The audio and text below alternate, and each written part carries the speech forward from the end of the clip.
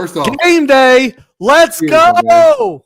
Cheers, my man. Oh, everybody else has they've got some catching up to do with us. Cheers to making the playoffs. Cheers to have something to cheer for. Something to cheer in for. January. Meaningful. It's so good when it hits your lips. It's so good. What do you got? This is a Evan Williams bourbon, 1783. You know, I'm on my tequila. I know. It's what you do. It's what you do. Adactivo Reposado. It is what you do. But it is Browns game day. Oh, I've been chomping at the bit all day. What was that? I've been chomping at the bit all day. What was that? Were you I'm hitting my chair. I'm hitting my chair. What was that? This is me flying to Houston when we get this dub. You look like an angry bird. You look like an orange angry bird. I got bad to the bone. I got the bad to the bone. I got my boy Elfie. Look at him. Who's some L's now, Jamar Chase? We them L's, baby. We them L's. How I know you feel some type of way that you're not in Houston celebrating with the rest of the dog pound right now. Listen, all I can do about that right now is channel it into belief that the other wild card teams are going to win and let the Browns host a game next week. Oh, that would be nuts. That would be absolutely nuts. Because if that happened, who would you guys have? Miami. You guys would have the 6th seed. So you guys would have Miami in Cleveland. And y'all would go to Baltimore. We go to Baltimore regardless, yeah. So the world's not ready for that. Dude. The world's listen, you want to know, looking into our little crystal ball, the world's not ready for the Steelers to come to Cleveland for an AFC championship game. Ooh, I would love it.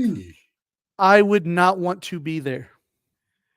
No, that city, dude, it would be ridiculous. I don't even want to think that far ahead because obviously we're locked into today, but we're locked in today. But if it's a possibility, like the world is not ready for that. The Browns haven't hosted a playoff game in 30 years, and to have the one that they host possibly be against the Steelers, if this little thing happened, that's half of the signs of the apocalypse. The other half would be Detroit running the table in the NFC. And then we all need to have doomsday bunkers in order to prepare for the obvious and devastating apocalypse that will happen the next day. Got the food cooking. I got it simmering over there. I'm sprinkling salt as I need to. What do you have? What's on the game day menu? The dip is simmering right now. What's in the dip? It's similar to the one you talked about yesterday. So we've done this Texas dip a couple times. Hamburger, taco seasoning, cream cheese, white queso cheese, regular cheese, Rotel, all mixed together. Right. Give it a stirring, a lathering. The stir is slow though. Yes. It has to be with love. Yep. Like you have to mean it. Yeah. Each rotation. You got to work it. It. Yeah. Not fast. Nice and slow. Not up and down. Not up and down. Around and nice around. And some motion to the ocean. And then you chop up a couple avocados, get some guacamole up in here. Guacamole. And then so we're going to do these little, I call them salami rolls. Well, you lost me at salami, but okay. You don't like salami? Absolutely not. Well, it's not good to look at. I don't like seeing no. Yeah, you're not green wrong. And red It's like veiny meat. It's not good. Veiny meat.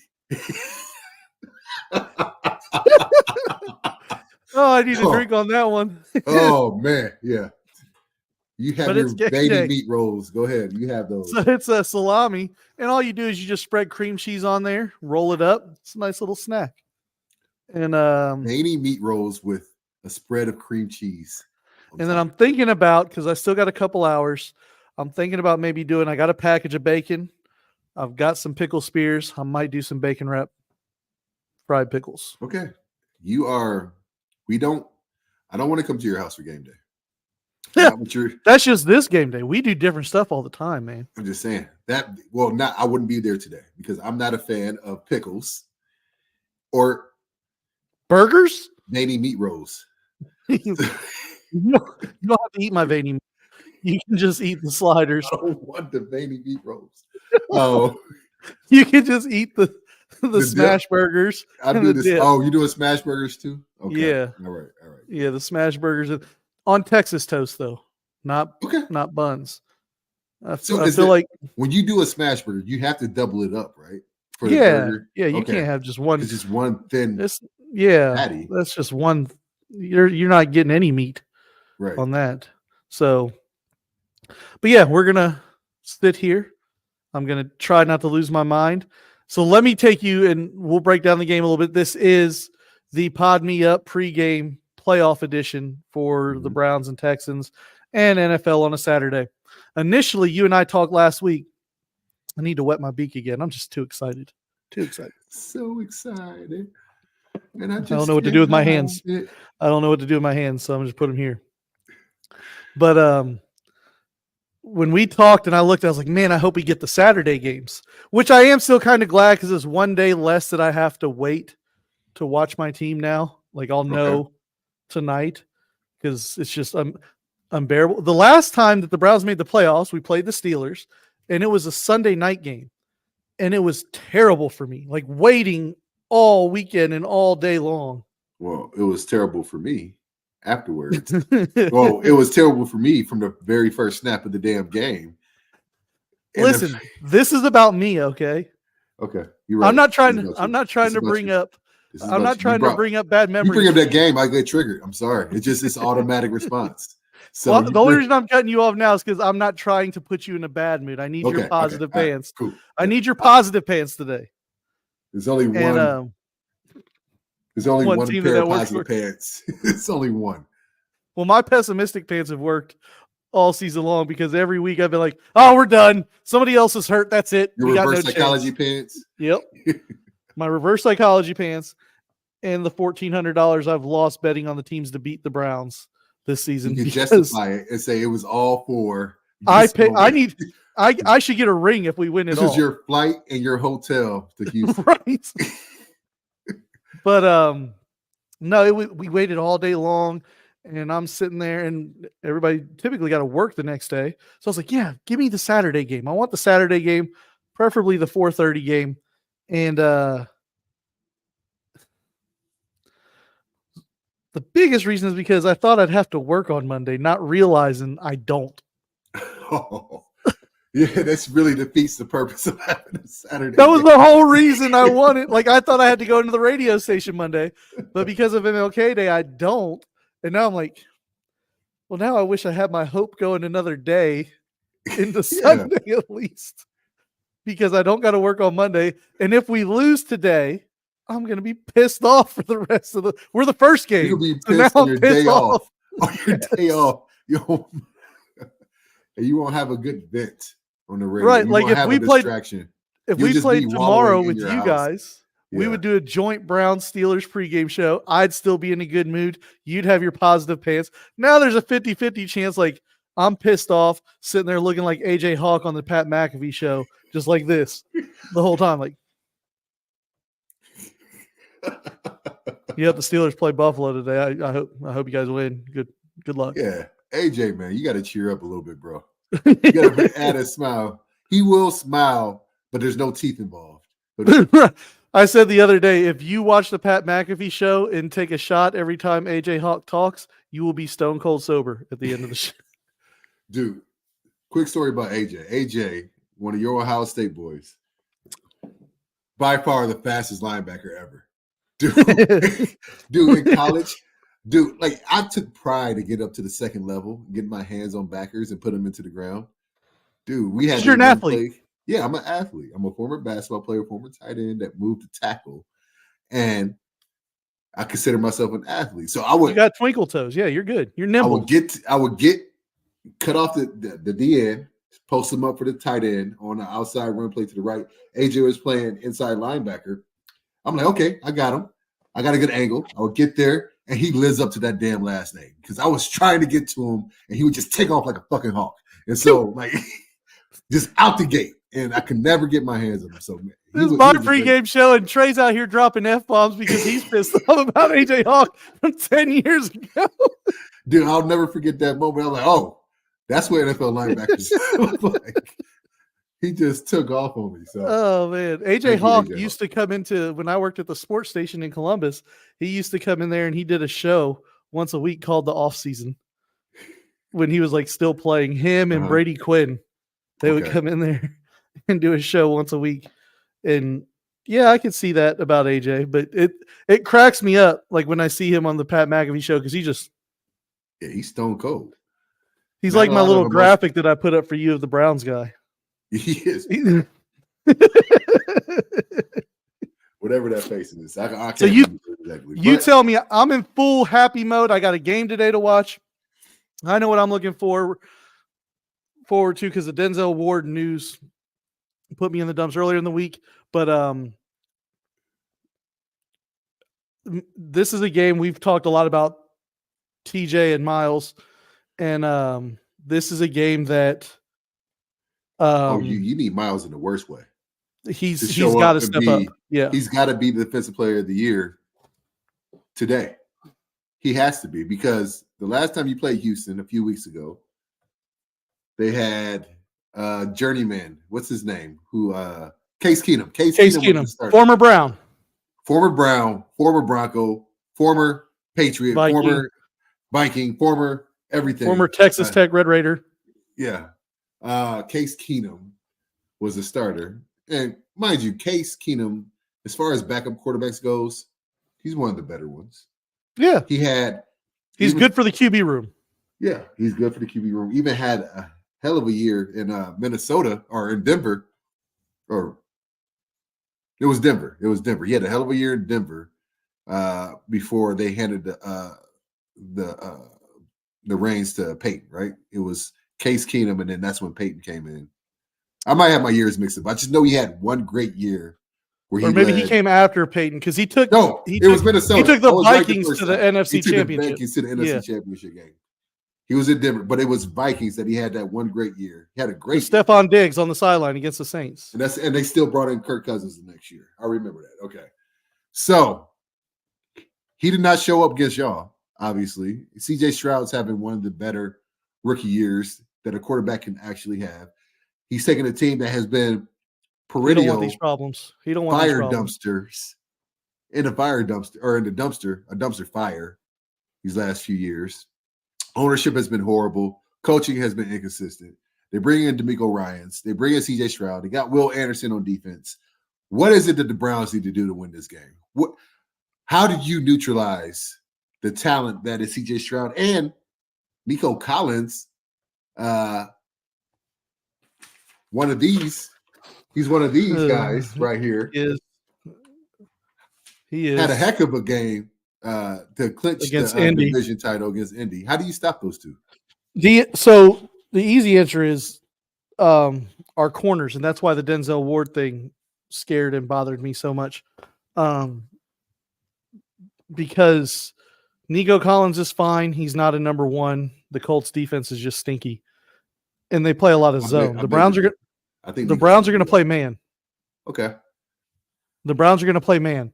And between Ward and Emerson matching up with Collins and then Noah Brown, that is the corners will be what wins the game, and then the defensive line has to get pressure. You can't give Myles Garrett you can't give CJ Stroud all day long to throw the ball, Myles Garrett. You have to get to the quarterback. I think it's why it was so important for the Browns to get the little quasi bye week against the Bengals in week 18 so that they could rest up, because our bye week this year was week 5. Like we had an early bye week, and that attributed to some of these injuries. Like there was no time for the team to catch their breath at all. So for me, it's how does the secondary hold up against the wide receivers? Because I do believe we'll be able to match up well with them, and we'll be able to play man. And then it's the same thing that's been the key all season long is Jim Schwartz. Mm-hmm. What game plan does he have put in place to just confuse CJ Stroud? How are you going to limit? So Dalton Schultz. Yep. Has been a safety blanket for C.J. Stroud. Has had a good year. Came from Dallas, obviously. Was hurt for a little bit this year, but has been a big part of this offense. JOK had a great year at linebacker. Yeah.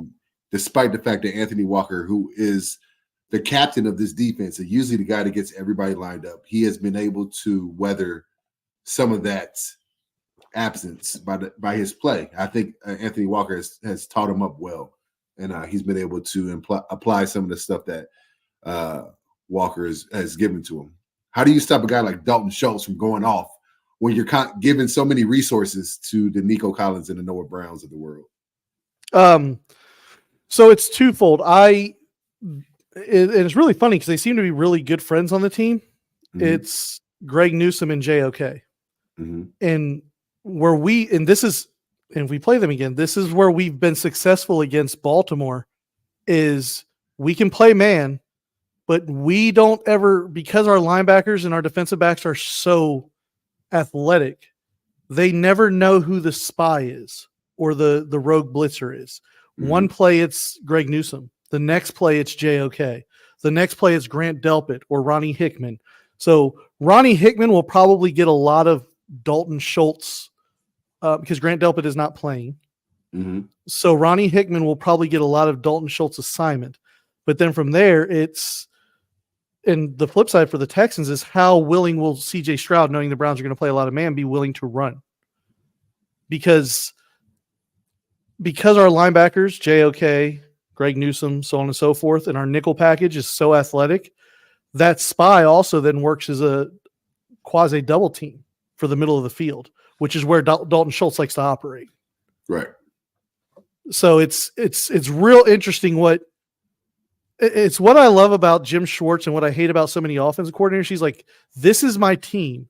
This is what they're good at and what they're successful at. Mm-hmm. I'm going to build my game plan around their attributes, not, well, this is the offense I run. You need to learn my offense and run my offense. I don't care that you run a 5-4-40. We're running the triple option. That sort of, mentality that we've seen from coaches. I don't care that you're slow as all get out. We're going to run the quarterback all game long. Like, that's the boneheaded stuff that coaches do. Jim Schwartz is the opposite. Okay, this is where Houston likes to attack. This is how I can combat that. And in today's NFL, I think what makes Jim Schwartz so great is you don't need a whole game.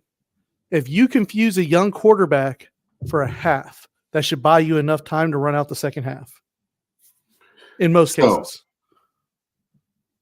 I don't think C.J. Stroud at this point, he's seen enough. And I'm sure that's a lot of game plan. A lot of the purpose of a lot of game plans so far going against him is trying to confuse him, and he's been able to still perform. Granted, I think Cleveland's defense is one of the better ones in the league and are going to give him issues. I truly do. I think the question is, and I think where the real issues lie is the offense is going to be – Houston's defense has been playing fantastic. DeMeco Ryans has that crew playing a team that finished 32nd or 31st in total yards given up in points last year is all of a sudden one of the better top third defenses in the league. They have a stud at defensive end and Will Anderson, who's been causing havoc, that a lot of offenses devote a lot of attention to. Joe Flacco has been, despite the fact that he's been lightning rod for y'all, the offense has looked better than it has, and I don't at any point during Stefanski's tenure there. Baker had some great moments, obviously, but this offense looks explosive. You get Amari Cooper back. You got Njoku, who's been balling out of his mind, having his best year ever. And the dome helps us. The dome helps us with the injuries on the offensive line. So DeMeco's going to attack. My issue or my thought, Joe Flacco, despite the fact that he's been the catalyst for the turnaround on offense, he has turned the ball over a lot. And that's why I asked you a couple of weeks ago, maybe a week ago, are you okay with those turnovers? Can they get away with 2 picks because I think he'll throw at least that. Can they get away against Houston today? Yes. Against Houston, they can. Yeah. So, and this is what I truly believe: Houston will need to score more than 28 points to beat the Browns today. Okay. They will need to score more than 28 to beat the Browns. If they score more than 28 points, even if there's a Joe Flacco pick six, if Houston puts up 21 points on this defense, you deserve to lose the game. I trust the defense to keep that team under 21 points. Okay. I trust Jim Schwartz and that defense. We'll even say Joe Flacco throws a pick six or puts the ball on the ground that they return. It's not that you're okay with it. It's within certain matchups, and you're okay with it compared to the alternative. So I guess we'll start there. It's not okay to turn the ball over, but compared to what we've seen from the Browns at quarterback, yes, you're absolutely okay with it, because PJ Walker's going to turn the ball over too, and he's not even active today. It's going to be Jeff Driscoll as the backup. So compared to the alternative, yeah, the guy who's going to put up 300 yards and put up points, you have to be okay with that compared to the alternative, even going back to Deshaun, because Deshaun was putting the ball on the ground, turning it over, and the offense wasn't moving. Okay. All right. So go ahead. I would say it's just you have to be okay with it. So against Houston, yes. Whatever that matchup is next week, though, because that matchup next week, unless the crazy stuff we were talking about earlier happens, all the wild card teams win, and you get Miami. Miami's the last soft finesse team left in the AFC playoffs, in my opinion. They're they're probably the only I don't want to say Houston's soft and finesse. No, they're a little injured. They're physical, but they're a little injured, and they're just not there yet. This was a great step for them, but they're just not there yet. Houston's kind of where the Browns were at a couple years ago when they thought they had all the momentum in the world going into Kansas City. So they're just not there yet. Houston's dangerous because they're playing with house money. The expectations. They weren't supposed to be here. They weren't supposed to be here. So let me do this for you. I'm about to break it down by position group. You tell me which team, in your honest, objective opinion, has the advantage. Okay. I'll start on defense. Defensive line. Browns. Myles Garrett puts them over the top. Yep. No doubt about it. Linebackers. Ooh. That's a push. Okay. I would agree. I think it's a push. Secondary. Because outside of JOK, the linebackers are not good. Because Anthony Walker's out. If Anthony Walker's playing and healthy, it's the Browns. But Anthony Walker's out. Secondary. Browns. No argument for me. All right. Offensive side of the ball. Offensive line. The good guys on the Browns are really, really good. But that's only 2/3 of the line. It's only 2/3. So I'll give 2/5 of the line. 2/5 of the line. I'll give the edge to Houston. And we're not counting tight ends as a part of the offense. We're not counting tight ends because I'm about to lump tight ends and wide receivers together, actually. Okay. So tight ends and wide receivers. Browns. If Amari Cooper. If Tank Dell was playing for Houston right now, I would give it to Houston. It would be close. It would probably be a push. And Njoku with Flacco is the difference maker. Yeah. But I think Tank Dell, Nico, and Dalton Schultz is, as a collective, Amari Cooper's the best. Right. All of them, obviously. And Njoku and Schultz, I give Schultz, I think that's a push only because Schultz's consistency.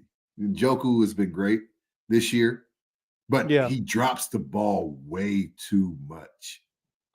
Yes. Yeah, he'll have some big drops. And then the second, like if Dell was playing, he's better than Elijah Moore. He's better than David Bell. He's better than.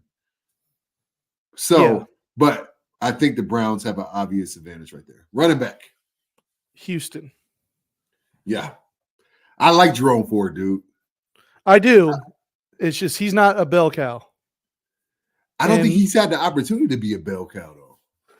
No, but you're now looking at, because he hasn't had to be or isn't, you're now looking at, are they better depth-wise? And they're not. Kareem Hunt just ain't the same guy. I love Kareem Hunt, but he's good for maybe 8 to 10 carries a game. Yeah. Devin Singletary has been really solid for them. He has. Damian Pierce, I'm surprised, has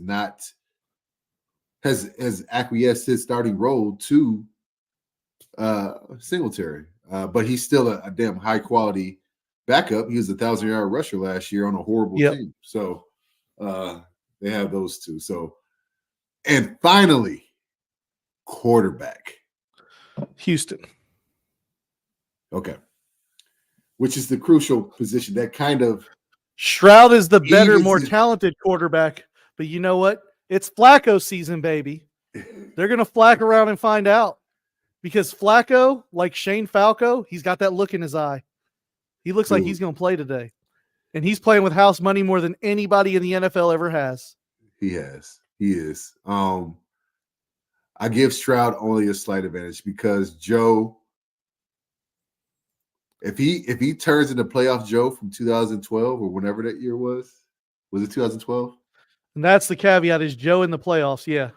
Joe in the playoffs is he had one of the, if not the best playoff run ever when Baltimore went on that run. He is a different dude. He's a different dude. And he's had the time to mesh with the weapons that you have on offense. So it's going to be interesting. I do give CJ Stroud the slight edge just because he's more talented and he's hungry, but they're playing with house money. Joe is also playing with house money, but I think he has something to prove. The Browns as a whole are playing with house money except for one person, and it's what makes me nervous. Do you know who that one person is? Stefanski? Yeah. Do you know why? Why? He was in his basement when we beat you guys in the playoffs. He does not have a playoff win. Ooh. He had COVID. That's right. He, like what we talked about on yesterday's show with Dan Campbell, has a tendency to do too much sometimes. And he was not coaching the team. He helped with the game plan, but he was not there in Pittsburgh. He does not, in my opinion, have a playoff win yet. Oh, so that's the next group, coaching. Who do you give the edge to? The Browns, because of Jim Schwartz. Okay. But, I mean, I will Special say teams is Houston. Special teams is Houston. Special teams is Houston. Yeah, Houston might be the best special teams in the. Well, the Browns kicker's out. Ooh, Dustin Hopkins is out. Yeah, Hopkins is out still. You guys got the Detroit kicker, right? Patterson? Yeah, Riley Patterson. Yep. So DeMeco Ryans, this is his first, obviously, foray into the playoffs as a head coach, but has experience with the 49ers making a deep run last year into the playoffs. So, but, I mean, by all accounts, they have the same amount of experience, but Stefanski being a head coach, having that experience, and DeMeco being a coordinator, having that experience. Here's where there's also an edge. Browns fans are taking over that dome today. I sent you the picture yesterday. They were down there going crazy already. It will be at least a 50-50 split in fans. So there's no home field advantage for Houston today. Yeah, Houston fans are fair weather. They don't have a strong contingency of faithful fans. They don't. Yep. So they'll just show up. Oh, we made the playoffs? You told me $60 tickets. Yep, $60 tickets. That was Thursday when we did Thursday's show. Yeah, $60 tickets. $60 tickets. I don't know what they are today. Hopefully, they're a little bit more expensive. But that's crazy. I hope not. Let my people get down there. Let them in. They'll be. You might have the first situation ever where the away team storms the home team's field and brings down the goalpost if we win today. They don't do that in the NFL. Easy. Stop.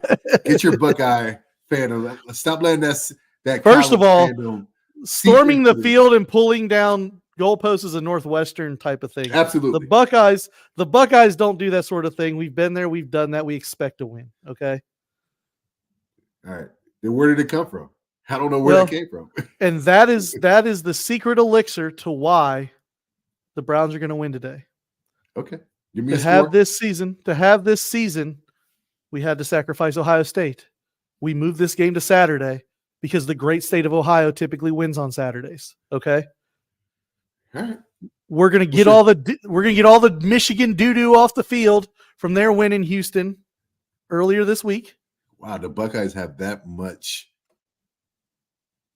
that cloud, that Ohio State cloud just lingers over the whole state of Ohio because somehow it has seeped its way into the Houston Browns playoff game. Yeah. Well, no, it's because we had to sacrifice them. I'm sorry, Buckeyes. I would sacrifice them 100 times over. I've seen 3 Buckeye national championships now in my life. 2. Mm-hmm. I'm good. I've not seen the Browns even play in the Super Bowl. Buckeyes could never win again for the rest of my life. I'm good with it. They could never win a. Now, I don't prefer that. I would like to have my cake and eat it too. But if I had to sacrifice that for a Browns Super Bowl, I would gladly do so. All right, man. We getting close to game time.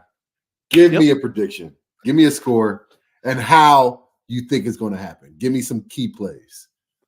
31-20 Browns. The Browns get a defensive touchdown, and Njoku scores a touchdown. Okay. 31-20 Browns. You got a prediction? Now I'm nervous drinking. Man, my cup's dwindling. I think the experience of Joe Flacco puts you guys over the edge. I hate even saying this, but I'm keeping it real. I don't what we do. It's high scoring. I think it's going to come down to a huge stop that the defense has to have with CJ Stroud. I think Houston has a lead going into the fourth quarter, and Joe Flacco does some Joe Flacco stuff. You guys go up 24-21. You're down. Hold on, do my math right. You're down 21-17 going into the fourth quarter, and Joe Flacco puts together a drive, throws a damn perfect seam to Njoku to start the fourth quarter. And I think the Cleveland Browns defense comes in huge as CJ Stroud is trying to get them into field goal position and stops them on 4th and short on their own 40. I like it. If that comes to fruition, you might be doing the show by yourself tomorrow because I might have a heart attack and be dead. Well, enjoy. Happy watching. Enjoy your meat rolls. Your veiny meat rolls. My veiny meat rolls. # veiny meat rolls. Send me some pictures of your food and your spread you got whipping up tomorrow, and we'll do 11 a.m. tomorrow. 11 a.m. tomorrow. All right, man.